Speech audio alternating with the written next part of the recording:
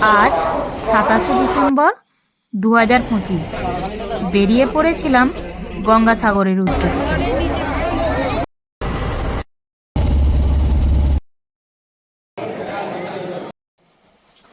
ভোর 3:30টার সময় উঠে গোছগাছ শুরু করে দিলাম। অনেকখানি জার্নি, তাই কিছু ড্রাই ফ্রুটস প্যাক করে নিচ্ছি। ভোর 4:50 আমাদের স্টেশনে ট্রেন ঢুকছে, এবার ট্রেনে উঠব। সকাল 6:05 ট্রেন হাওড়া চলে এলো। ট্রেন ঠিক টাইমেই ছিল। এবার আমরা এখান থেকে শিয়ালদা যাব। আমরা হাওড়া ফেরিঘাটের ওখান থেকে ট্যাক্সি ধরে শিয়ালদা চলে এলাম। সকাল 7:14 শিয়ালদা লক্ষ্মীকান্তপুর এই ট্রেনটি আমরা ধরব। আমরা স্টেশনে আসার আগেই ট্রেন দিয়ে দিয়েছিল। 18 নম্বর প্ল্যাটফর্মে ট্রেনটি দিয়েছিল। তো আমরা যথারীতি বসতে জায়গা পাইনি। আপনারাও একটু চেষ্টা করবেন তাড়াতাড়ি আসতে, তা না হলে আপনারা বসার জায়গা নাও পেতে পারেন। দেখুন, খানিকক্ষণ ট্রেন চলার পরই ট্রেন কতটা ভিড় হয়ে গেছে। কিছু কথা জানিয়ে রাখি, আপনারা যদি শিয়ালদা থেকে নামখানা ট্রেন সার্চ করেন তো সারাদিনে খুব কম ট্রেন পাবেন। তো আপনারা করতে পারেন শিয়ালদা থেকে লক্ষ্মীকান্তপুর সার্চ করুন, দেখুন ট্রেনের সংখ্যা বেশি পাবেন। এবং এর মধ্যে কিছু ট্রেন লক্ষ্মীকান্তপুরে একটা 15 থেকে 20 মিনিটের হল্ট নিয়ে সেই ট্রেনগুলি আবার নামখানার উদ্দেশ্যে রওনা হয়। আপনারা পথে কাকদ্বীপে নেমেও লট নাম্বার 8 হয়ে কচুবেড়িয়া ঘাট গিয়ে এবং সেখান থেকে গঙ্গাসাগর যেতে পারেন। কিংবা আপনারা নামখানা স্টেশনে নেমে ওখান থেকে অটো করে কিংবা পায়ে হেঁটে আপনারা নামখানা ফেরিঘাটে পৌঁছান এবং সেখান থেকে আপনারা 1 ঘন্টা পর পর মোটামুটি লঞ্চ থাকে, 40 টাকা করে ভাড়া নেয় এবং ওই লঞ্চে করে আপনারা বেনুবন ফেরিঘাট পর্যন্ত পৌঁছান এবং ওখান থেকে আপনারা অটো কিংবা টোটো করে কপিলমুনি টেম্পলের কাছাকাছি পৌঁছতে পারেন।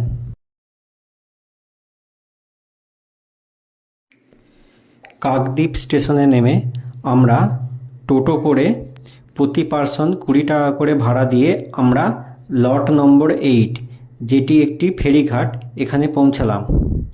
এবার এখান থেকে 9 টাকা করে প্রতি পার্সন টিকিট কেটে আমরা ভেসেলে করে ওপারে যাব, মানে ওপারে হচ্ছে কচুবেড়িয়া ঘাট। যেতে সময় লাগে 30 থেকে 35 মিনিট মতো। এই যে আমরা ভেসেলের জন্য লাইনে দাঁড়িয়ে আছি। আজকে স্যাটারডে, আজকে ভিড় ভালো রকমই আছে। 15-20 মিনিট লাইনে থেকে আমরা ভেসেলে উঠতে পারলাম।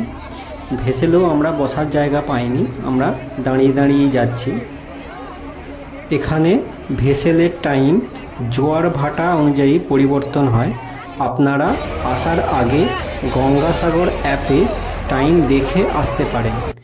তবে প্রায় 30 মিনিট পর পর ভেসেল পাওয়া যায়।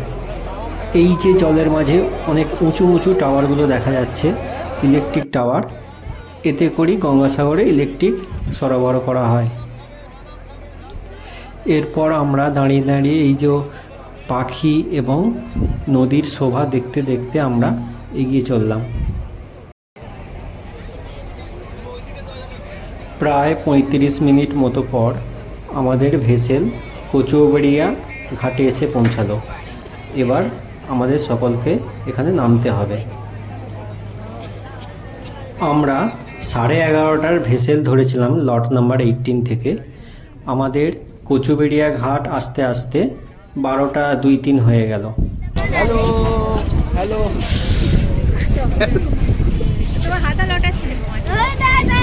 যেহেতু আমরা অনেক সকালবেলা বেরিয়েছিলাম তো তেমন কিছু খেয়ে আসা হয়নি, তাই আমরা এই কচুবেড়িয়া ঘাটের সামনে বেরিয়ে এখান থেকে মুড়ি আর ঘুগনি খেয়ে নিলাম। এখানে ভাত এবং লুচিও পাওয়া যায়, আপনারা যে কোনো কিছু খেতে পারেন। আমরা 400 টাকা করে অটো রিজার্ভ করে আমরা গঙ্গাসাগরের অটো স্ট্যান্ডের কাছে এলাম। আপনারা চাইলে বাসে করেও আসতে পারেন, বাসে 30 টাকা করে টিকিট, কিংবা আপনারা ম্যাজিক ভ্যান বুকিং করেও আসতে পারেন, কিংবা শেয়ারেও আসতে পারেন। আপনারা যাতেই আসেন না কেন প্রায় 40 থেকে 50 মিনিট সময় লাগবে গঙ্গাসাগর ট্যাক্সি স্ট্যান্ডের কাছে আসতে। আমরা যখন ভারত সেবাশ্রমের কাছে গেলাম তখন সেখানে গিয়ে দেখি রুমের জন্য প্রচুর লাইন। তো আমরা সেখানে ওয়েট না করে আমরা দুটো গেস্ট হাউসে 4টে রুম নিয়েছিলাম। আমাদের দুটো রুমের ভাড়া পড়েছিল 800 টাকা করে, আর দুটো রুমের ভাড়া পড়েছিল আমাদের 1200 টাকা করে। আমরা টোটাল 13 জন ছিলাম। আমাদের গেস্ট হাউসটা কপিলমুনি আশ্রম থেকে 2 মিনিটের হাঁটা পথ ছিল। এটা ভারত সেবাশ্রমের পাশেই। এই দিন ভারত সেবাশ্রমের পাশে রুমগুলো প্রচুর ভাড়া চাইছিল, 3500, 3000, 2500 এইরকমভাবে ভাড়া বলছিল। ভারত সেবাশ্রমের সামনে দিয়ে একটা রাস্তা সোজা সাগরের দিকে যাচ্ছে, আর একটা রাস্তা যাচ্ছে কপিলমুনি আশ্রমের দিকে। আমরা যে রাস্তাটা সাগরের দিকে যাচ্ছে ওই রাস্তাটা দিয়ে গিয়ে সাগরে স্নানের জন্য এলাম। আমরা 3:10 নাগাদ এখানে স্নানের জন্য এসেছিলাম। আমাদের স্নান করে আস্তে আস্তে 3:45 হয়ে গিয়েছিল। তারপরে আমরা আবার 4টে নাগাদ ফ্রেশ হয়ে এসে ভারত সেবাশ্রমের পাশেই একটা হোটেল থেকে আমরা ভেজ থালি খেলাম। এখানে 40 টাকা থেকে শুরু করে 50 টাকা, 60 টাকাতে ভেজ থালি পাওয়া যায়। আপনারা আপনাদের পছন্দ মতো খেতে পারেন, কিংবা আপনারা ডিম এবং মাছও এখানে পেয়ে যাবেন। খাওয়া দাওয়ার পর আমরা 5:15 নাগাদ এই কপিলমুনি আশ্রমের কাছে এলাম মন্দির দর্শনে। এখানে 7:30 থেকে একটা আরতি হয়, আপনারা চাইলে সেটাও দেখতে পারেন। খুব সুন্দর আরতি হয় এখানে। এরপর একটু আমরা আশেপাশটা ঘুরিয়ে নিলাম। আমরা আজকে পুজো দেব না, কারণ আজকে আমাদের অলরেডি লেট হয়ে গেছে। তো আমরা কালকে সকাল সকাল উঠে স্নান সেরে আমরা পুজোর জন্য এখানে আবার আসব। সন্ধেটা আমরা এইভাবেই ঘুরে কাটালাম। দেখুন গঙ্গাসাগর মেলার জন্য তখন আশপাশটা বেশ ভালোই সেজে উঠেছে। আজকে 27শে ডিসেম্বর 2025। এখন সন্ধে 6:45।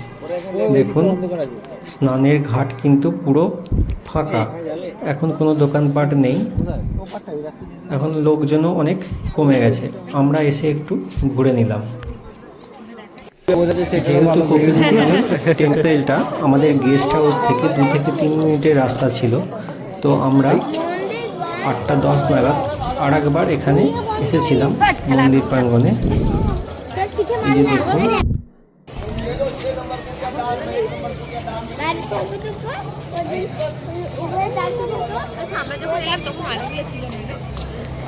গঙ্গাসাগর মেলা 2026-এর জন্য দেশের বিভিন্ন প্রান্ত থেকে সাধু সন্ন্যাসীরা এখানে আসতে শুরু করেছে। ভারত সেবাশ্রমের পাশে রাস্তার ওপারে রয়েছে হোটেল অন্নপূর্ণা এবং হোটেল রাজেশ্বরী, আরও কিছু হোটেল রয়েছে। আমরা আজকের দিন একটা করেছিলাম হোটেল অন্নপূর্ণা থেকে, রাত্রি 8:50 নাগাদ। আমরা নিয়েছিলাম রুটি, তড়কা, যেটা এগ তড়কা ছিল, এবং চিকেন।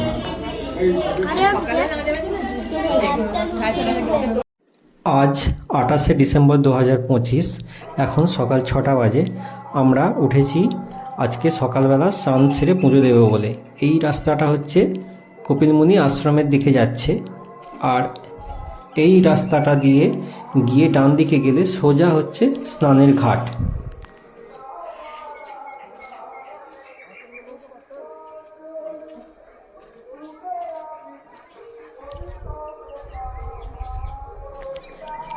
আমরা স্নানের জন্য ঘাটের কাছে চলে এসেছি। জোয়ার ভাটা হয় না, জোয়ারের সময় কি হয়? স্নানের ঘাটে আসতে 5 থেকে 7 মিনিট সময় লাগে হেঁটে। এই যে বাঁশের ঘরগুলো তৈরি হচ্ছে, এগুলো 2026-এ গঙ্গাসাগর মেলার জন্য তৈরি হচ্ছে। অনেক সংখ্যক পুণ্যার্থী এখানে আসবেন, তো ওনাদের থাকার জন্য এই ঘরগুলো তৈরি হচ্ছে। তো ওনারা এখানে এসে থাকতে পারেন। এখন সকাল 6:30। দেখুন এখনই অনেক মানুষ এসেছেন এখানে স্নানের জন্য। দোকানপাটও বসেছে বেশ।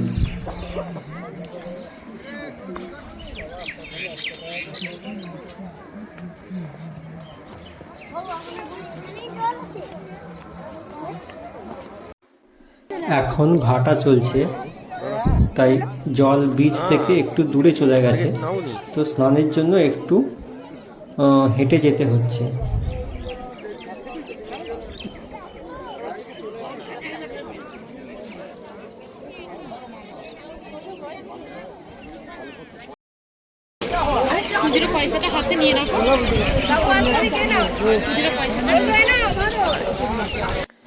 স্নান সেরে ফ্রেশ হয়ে আমরা সকাল 8:10 নাগাদ আমরা কপিলমুনি টেম্পলের কাছে এলাম আমরা পুজো দেবো বলে।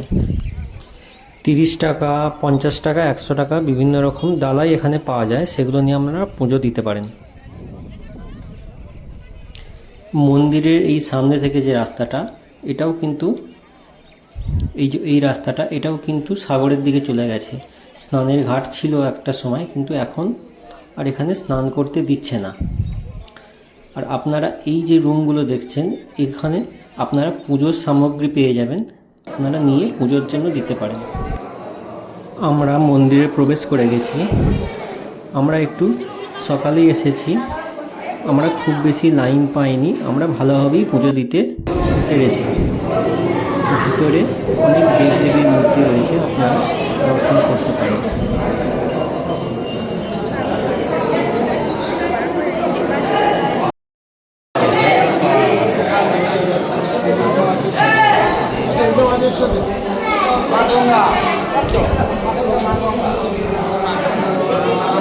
यार भोगता है धरो बिस्मिल्लाह हो जाए है मैं चलो यार भोग हाथ में जाओ।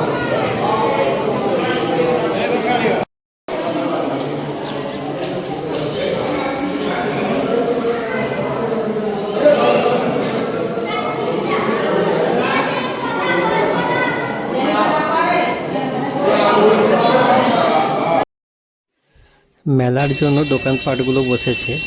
দেখুন এখানে পুণ্যার্থীদের ব্যবহৃত সমস্ত জিনিসই এখানে পাওয়া যাবে। যারা আসবেন তাদের কোনো অসুবিধা হবে বলে মনে হয় না।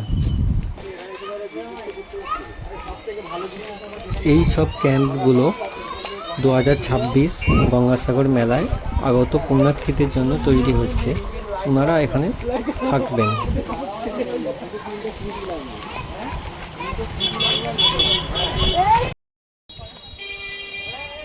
এটি ওমকারনাথ আশ্রম। এটি গঙ্গাসাগর স্নানের ঘাটের যে রাস্তা, ওই রাস্তাতেই ডান দিকে পড়ে। আমরা সকাল 9:40 নাগাদ এখানে এসেছিলাম,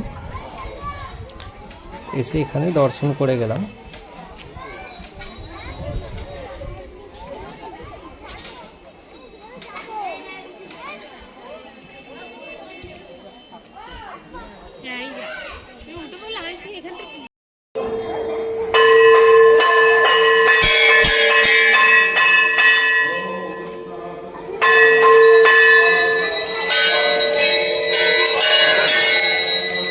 সকাল 10:10 নাগাদ আমরা আগের দিন রাত্রিবেলা যে অন্নপূর্ণা হোটেলে খেয়েছিলাম সেখানেই এলাম সকালবেলা ব্রেকফাস্ট আর লাঞ্চ একসাথে করতে, কারণ আমরা আর লাঞ্চ করার হয়তো সময় পাবো না। এখানে রান্নাবান্না খুবই ভালো, গরম গরম ভাত তরকারি সমস্ত কিছু গরম সার্ভ হচ্ছিল।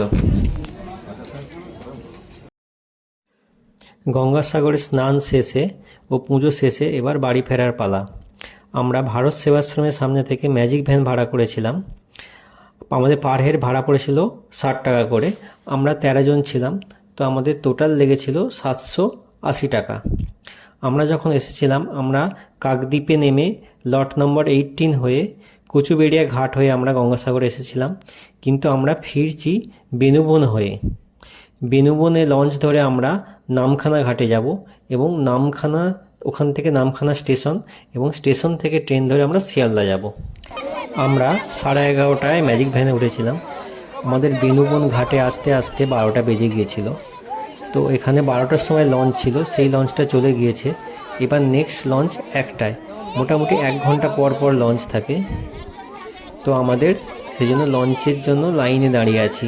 এখানে লাইনে ব্যাগ দিয়ে দাঁড়াতে হয় এবং এখানে গঙ্গাসাগর মেলার জন্য এখন পুলিশের ব্যবস্থা আছে যারা লাইন মেনটেন করছে।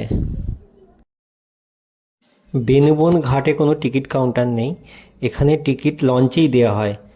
এখান থেকে নামখানার টিকিট হচ্ছে 40 টাকা করে এখন, এবং এখানে বসার সিট ফুল হয়ে গেলে আর লোক তোলা হয় না। এখান থেকে নামখানা যেতে 1 ঘন্টা 15 মিনিট মতো সময় লাগে। যথারীতি 1টার সময় আমাদের লঞ্চ ছেড়ে দিল। আমরা নদীর শোভা দেখতে দেখতে এগিয়ে চললাম।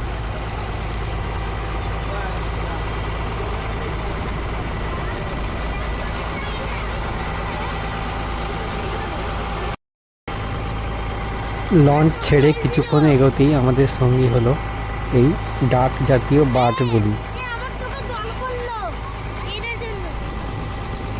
লঞ্চের মধ্যেই এই পাখিগুলির জন্য খাবার বিক্রি হচ্ছে এবং লঞ্চের যাত্রীরা এই ছুঁড়ে ছুঁড়ে খেতে দিচ্ছে।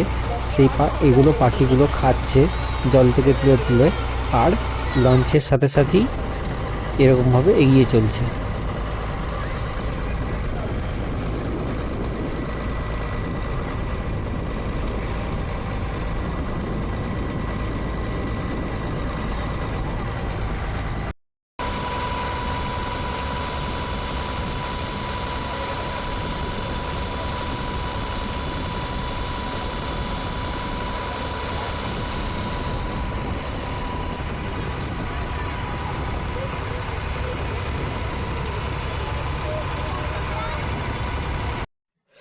প্রায় 1 ঘন্টা 15 মিনিট লঞ্চে জার্নির পর আমরা এসে পৌঁছালাম নামখানা।